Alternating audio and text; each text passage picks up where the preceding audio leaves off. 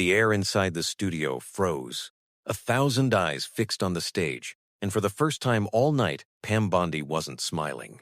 Moments earlier, she had leaned back in her chair, lips curled into that trademark smirk, delivering one of her sharp jabs meant to rattle and belittle. She expected laughter, applause, maybe even a few gasps of agreement.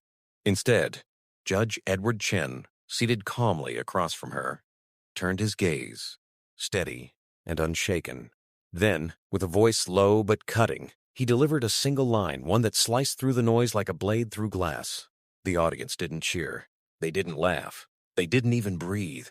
For 3 long seconds, silence reigned. The cameras caught at every twitch of Bondi's face, every ripple of shock across the crowd, every ounce of arrogance draining away from her expression. It was as if the entire country had tuned in at the exact moment her power collapsed. Bondi blinked, trying to regain her composure. But the damage was already done. Her smirk had vanished. The confident tilt of her chin faltered. And while she searched for words, Judge Chen simply sat, hands folded, the embodiment of patience and certainty. The silence wasn't empty, it was roaring. It was the sound of dignity outshining bravado, truth standing taller than swagger. Viewers at home leaned closer to their screens. Phones buzzed with texts. Did you hear that? Did you just see what happened? In living rooms and dorms, in kitchens and late-night bars, people were replaying the line in their minds, replaying the look on Bondi's face. This wasn't just a clapback, it was a moment of reversal, a pivot in the story that no one expected. And as the silence stretched, as the tension thickened, as Bondi's eyes darted and Chen's calm only grew, there was only one question left hanging in the air. What happens now? Because this wasn't just a debate. It wasn't just television. It was a reckoning, live before the nation's eyes. But to understand how we got here, you need to know the storm that led to this showdown. To rewind this story, we have to step back into the climate that made this clash inevitable. America was already restless. The air was thick with arguments over who gets to define patriotism, who belongs, and who has the authority to claim the mantle of justice. In that atmosphere, Pam Bondi thrived. She strutted onto the media stage with the same confidence she had carried through years of public appearances. Polished, sharp, tongued, certain of her power to dominate a conversation. For her, this debate was supposed to be routine, a chance to land barbed sound bites, flash a knowing grin, and watch her opponents stumble under the weight of her interruptions. Judge Edward Chen, however, was no ordinary opponent. His reputation was not built on theatrics or slogans. It was built on something quieter, sturdier, harder to shake: integrity. To those who knew his story, he wasn't just a judge. He was the son of immigrants, a man who carried in his own life the very struggles that defined America's promise. He had risen not by cutting corners, but by carrying principles. In every courtroom, every decision, he embodied the idea that justice wasn't just a word carved into stone, it was a living promise, one worth defending. And that is what made this meeting electric. On one side of the stage sat Bondi, wielding charisma like a sword, convinced her wit and volume would secure the night. On the other sat Chen, calm and deliberate, a man who needed no flash because his record spoke louder than any punchline. The collision wasn't simply two personalities. It was two visions of America colliding in front of millions of viewers. One built on posturing, the other built on principle. The audience watching from home didn't just want answers. They wanted validation. They wanted someone to stand up against arrogance, someone to prove that dignity could still win in a media culture addicted to noise. And that night, the stage had been set for exactly that. Bondi opened with confidence, tossing verbal jabs like a boxer in the first round, eager to set the tone. Her followers expected her to dominate, to reduce her opponent to hesitation and stammers. What no one anticipated was Chen's unshakable stillness. He didn't flinch. He didn't raise his voice. Every calm response carried weight. Every measured word placed another brick in a wall that Bondi's bluster could not topple. This was more than entertainment. It was about identity. For millions of Americans watching, Chen's presence wasn't abstract, it was personal. Immigrant families saw their own sacrifices reflected in him. Communities who had been told to stay quiet saw, for once, that quiet strength could hold its ground. And for those who had long wondered if truth could withstand the weight of spin, this moment felt like a test. Bondi thought she was walking onto a stage she controlled. What she didn't realize was that her own confidence was about to betray her. Because when arrogance meets patience, when volume collides with principle, the outcome is never certain. What no one knew was that Bondi was walking straight into a trap of her own making. Pam Bondi had made a career out of spectacle for years. She knew how to command a camera, how to tilt her chin just right, how to let a smirk do the talking when her words weren't sharp enough. She was the kind of figure who thrived in the 24-hour news cycle, always ready with a fiery quip, always prepared to interrupt, and never afraid to lean on performance when substance ran thin. To her supporters, this was strength. To her critics, it was theater dressed as leadership. Her controversies stacked high long before she stepped into the studio opposite Judge Edward Chen. They painted a picture not of consistency, but of contradictions. She spoke about defending values while aligning herself with powerful interests that undercut those very values. She railed against corruption but was accused of benefiting from donations that raised questions about her own judgment. Each headline seemed to tell the same story. A woman skilled at playing the game, but not always willing to play it clean. And yet, Bondi thrived. She leaned into the role of culture warrior, branding herself as the sharp-tongued defender of a vision of America that was selective in who it celebrated. Her media appearances became predictable battles. She would arrive smiling, prepared with talking points, wielding interruptions like weapons. She interrupted because it worked. She smirked because it unsettled. She postured because she knew performance often mattered more than fact. In debates, Bondi rarely sought dialogue. She sought dominance. The trick was, in the rhythm, cut off your opponent just as they build momentum, sneer at their logic before it lands, throw a sideways glance at the camera to invite the audience into your performance. It was arrogance, choreographed, a theater of superiority. And for a time, it worked. But arrogance has a shelf life. The same smirk that once looked confident began to look condescending. The same interruptions that once rattled opponents began to grate on viewers hungry for something more substantial. And the contradictions preaching accountability while sidestepping it, preaching unity while stoking division became harder to ignore. Still, Bondi walked into the studio that night, certain she could bend the moment to her will. She had done it countless times before. Why would this be any different? She believed in her playbook. Overwhelm. Overtalk. Overperform. She underestimated just how brittle that playbook looked against someone who refused to play the same game, because on the other side of that table was not another politician desperate to land a soundbite. It was Judge Edward Chen, a man whose power didn't come from volume but from steadiness, whose authority wasn't in performance but in principle. And as the cameras rolled, as the nation watched, Bondi deployed her familiar tactic smirks, interruptions, posturing. But something was different. Each trick fell flat. Each attempt to dominate met a wall she hadn't anticipated. The arrogance that had carried her through so many battles suddenly seemed weightless, almost desperate. Bondi didn't know it yet, but her style had met its match. Because arrogance only works until it meets a wall of unshakable calm. Long before he became a figure of national attention, Edward Chen carried with him the quiet story of perseverance that millions of families across America know by heart. The son of immigrants, he grew up with the weight of sacrifice all around him, the long hours, the unspoken dreams, the belief that if you worked twice as hard, you might just earn half a chance. Chen absorbed those lessons not as burdens, but as fuel. Where others chased recognition, he chased principle. Where others sought shortcuts, he embraced the long road. His journey into law was not glamorous. It was not defined by the easy victories that make headlines, but by years of careful study, late nights, and an unshakable belief that justice meant more than words printed in textbooks. Chen saw the Constitution not as a relic but as a living promise, one that must include everyone if it is to mean anything at all. It was this conviction that shaped his reputation as a jurist, calm, deliberate, but unflinching when dignity was at stake. In courtroom after courtroom, he earned a reputation for fairness, not the kind of hollow neutrality that hides from hard questions, but the kind that digs into truth, that refuses to let prejudice dictate outcomes. He listened when others rushed. He weighed when others judged. And in a nation where many immigrants were told their voices mattered less, Chen's very presence on the bench became a quiet act of defiance, a testament to the possibility of America keeping its word. Those who knew him personally described a man impossible to rattle. He did not match insult with insult, did not chase the spotlight. Instead, he spoke with the kind of patience that forced others to lean in. His strength wasn't in volume, but in restraint. It was in the confidence that truth, if spoken with clarity, didn't need theatrics to stand tall.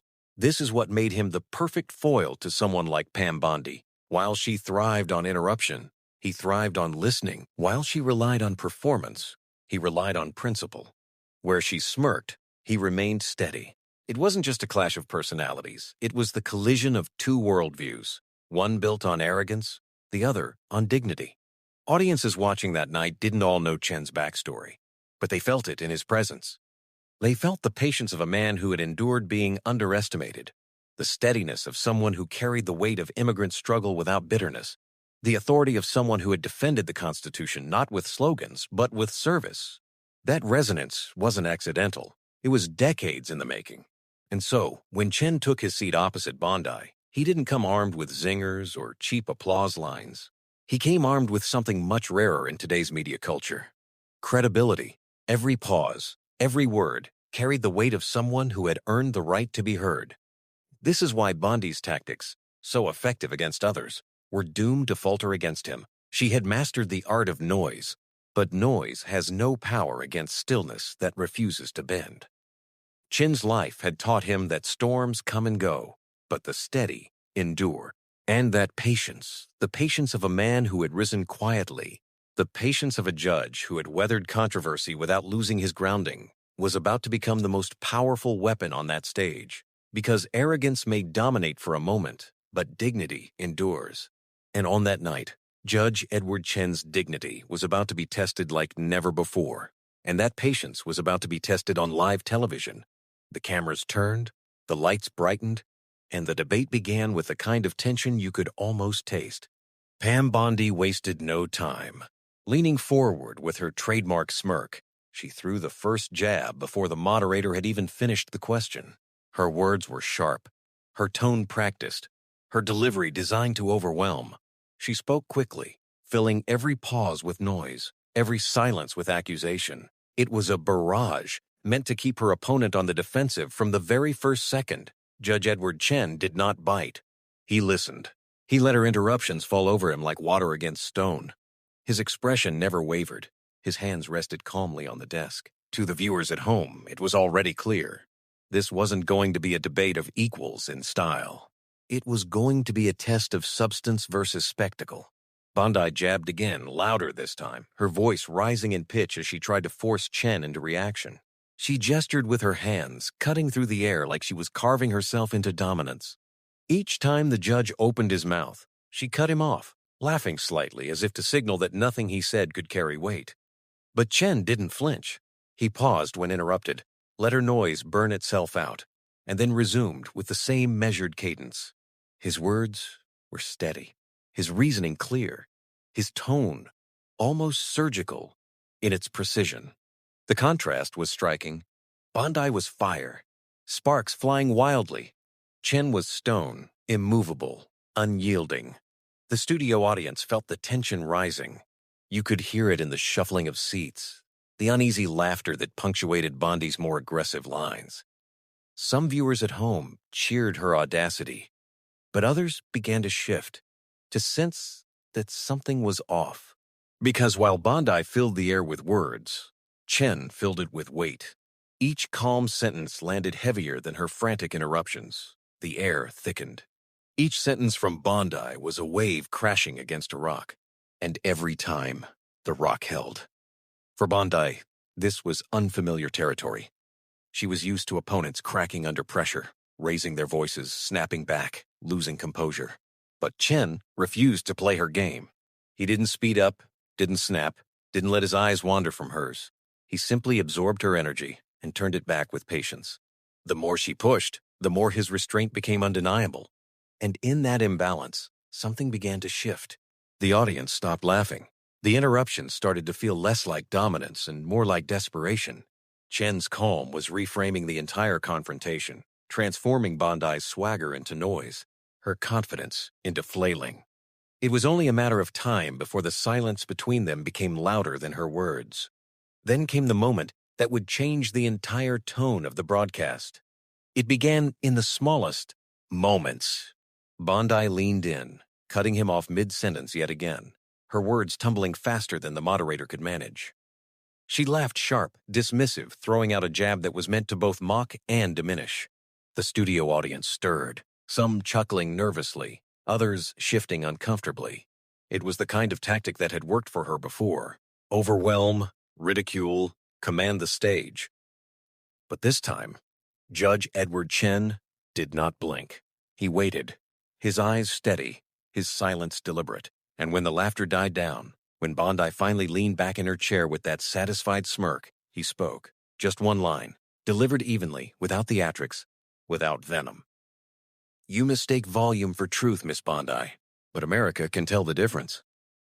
The words seemed to hang in the air, suspended in the silence that followed. The audience froze. There was no rush of applause, no quick cheer, just stunned, quiet followed by a few audible gasps as the weight of what he'd said sank in. Bondi's smirk faltered, her eyes widening, almost imperceptibly. For the first time all evening, she looked caught off guard, and the silence stretched. The cameras caught everything. Her sudden stillness, his unwavering calm, the tension crackling in the air. It was a silence that said more than any shouting match could. It was the silence of arrogance collapsing in real time. Bondi opened her mouth to respond, but the audience wasn't with her anymore. The tide had shifted. Chen, seizing the moment, leaned forward slightly, not to gloat, not to mock, but to continue with the same quiet strength that had carried him his whole life. "Interruptions don't change facts," he said, his tone firm but measured, "and smirks don't erase hypocrisy. The American people deserve more than theater. They deserve honesty, dignity, and respect. When you reduce debate to performance, you disrespect not just your opponent, but the very people watching at home who are searching for truth," the crowd murmured, a ripple of recognition moving through the studio. Bondi tried to cut back in, but this time her voice sounded strained, almost desperate. The confidence that once filled the room had thinned, and Chen's steadiness now dominated the space. He didn't raise his voice. He didn't interrupt. He let her flail, then returned with precision. "You claim to defend American values, but what value is there in dismissing those who came here, worked here, sacrificed here, and still believed in this country enough to serve it? What value is there in mocking dignity, when dignity is the cornerstone of our democracy?" Every sentence landed heavier than the last. The audience shifted again, now nodding, some clapping softly, despite the moderator's attempt to maintain order. Bondi's interruptions grew less confident, her timing off. Her smirk was gone, replaced by tightened lips and darting eyes. And then came the moment that sealed it. Chen paused, choosing his words with deliberate care, his voice lowering as though speaking directly to every immigrant family watching at home. "My parents taught me that respect is earned, not demanded. That truth doesn't need volume, it just needs courage. I will not shout over you, Miss Bondi, because the truth is louder than both of us." That line, quiet, devastating, undeniable, brought the studio to life. Applause broke through, unstoppable now, as Bondi sat frozen. It wasn't just a rebuttal. It was a dismantling, a turning of the mirror back on her, exposing the fragility of performance when confronted with principle. Social media wasted no time. Within seconds, the clip was online. On Twitter, hashtags began to trend. Truth over volume, Chen McDrop, dignity wins. On TikTok, users clipped the silence after his first line, overlaying captions like, "This is the sound of arrogance, collapsing." Instagram flooded with memes contrasting Bondi's frozen expression with Chen's calm stare. Commentators scrambled to weigh in. Some praised Chen's restraint as the masterclass in debate America didn't know it needed. Others marveled at how one simple line had cut deeper than 100 shouting matches. Even critics grudgingly admitted that Bondi had been outplayed, undone not by aggression but by a stillness she couldn't penetrate. For Chen, though, it wasn't about the memes or the trending hashtags.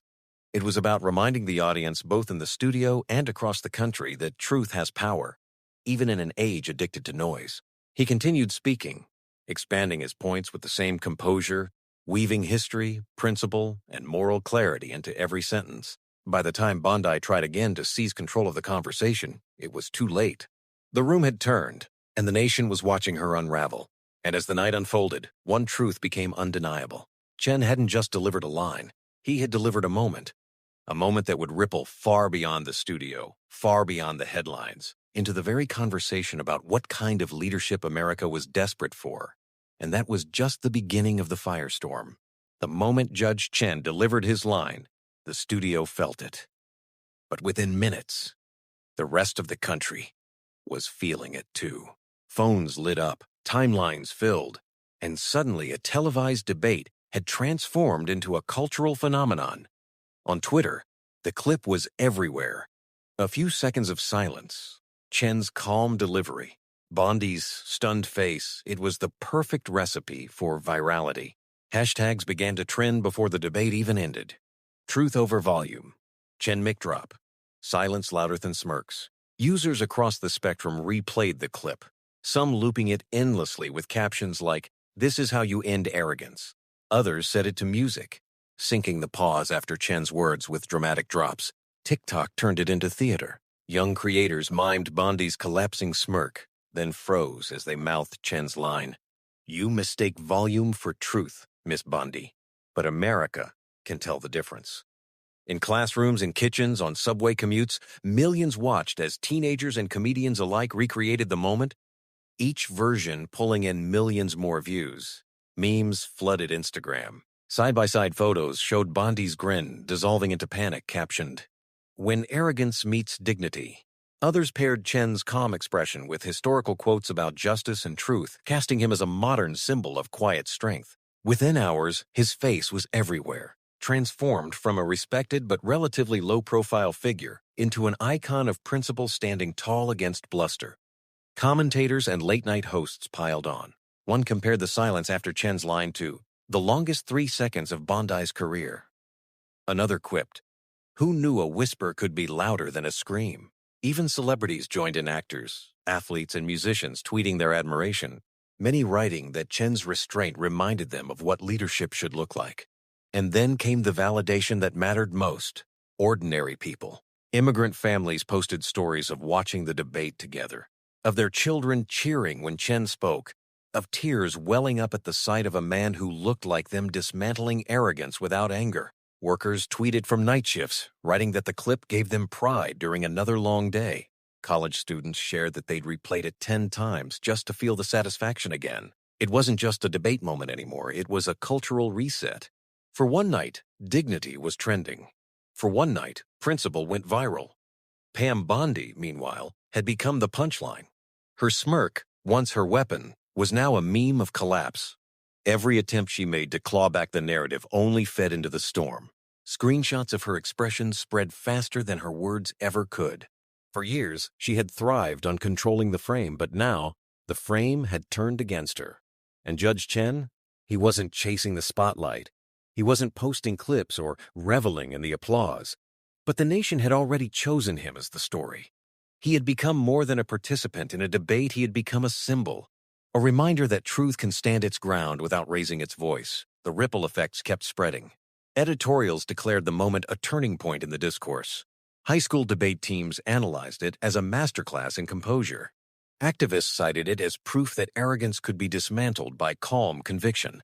And across countless living rooms, families replayed the clip not for information, but for inspiration. Because when Chen spoke, he wasn't just answering Bondi. He was answering years of frustration, years of feeling drowned out by louder voices. His words validated the belief that quiet strength is not weakness, that it can, in fact, bring the noise to its knees. But Chen himself didn't stop at one line. As the storm of applause finally settled, Judge Chen did not bask in it. He didn't lean back, didn't gloat, didn't so much as shift his expression. Instead, he did something that set him apart from nearly every figure who had ever graced that stage. He reframed the entire moment.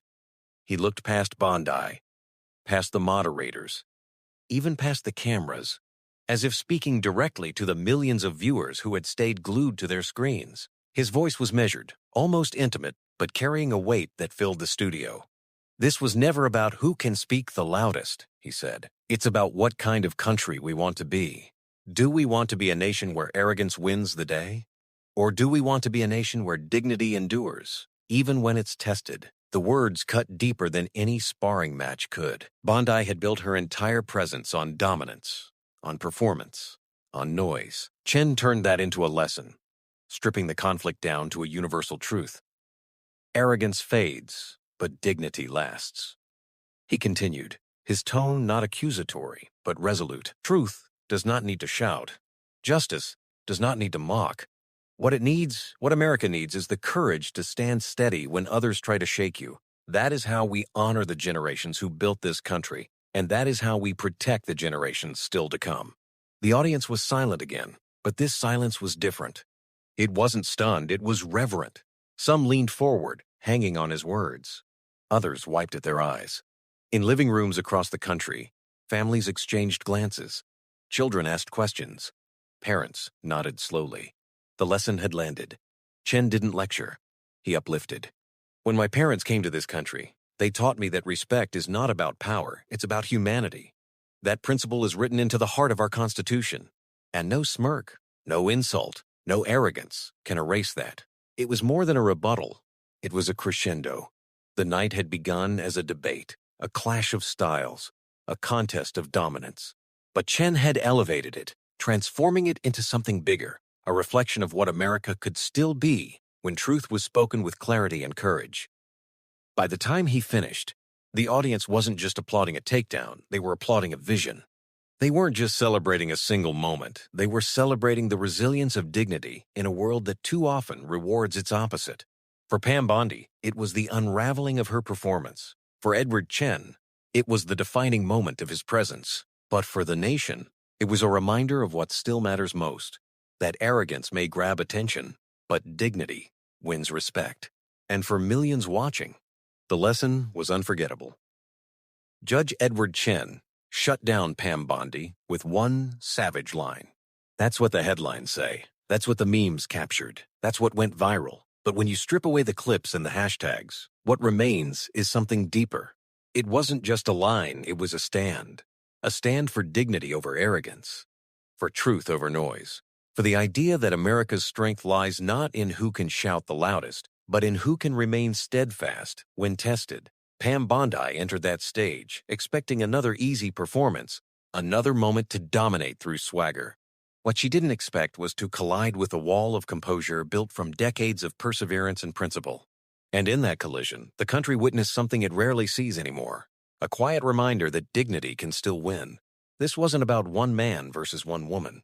It was about two visions of America, one rooted in arrogance, the other in respect, one seeking applause, the other seeking truth. And the reason this moment captured the imagination of millions is because people are hungry for more of the latter. If you felt that too, if you saw yourself, your family, your values reflected in Judge Chen's words, then this is your moment as well. Share this story. Keep it alive. Let others know that dignity still matters, that truth still resonates, that arrogance can be defeated. And if you believe in that message, join us. Subscribe, stay with this channel, and be part of a growing movement that says, we are not defined by noise, we are defined by principle, because sometimes one line can reveal a nation's heart. And when dignity speaks, the world listens.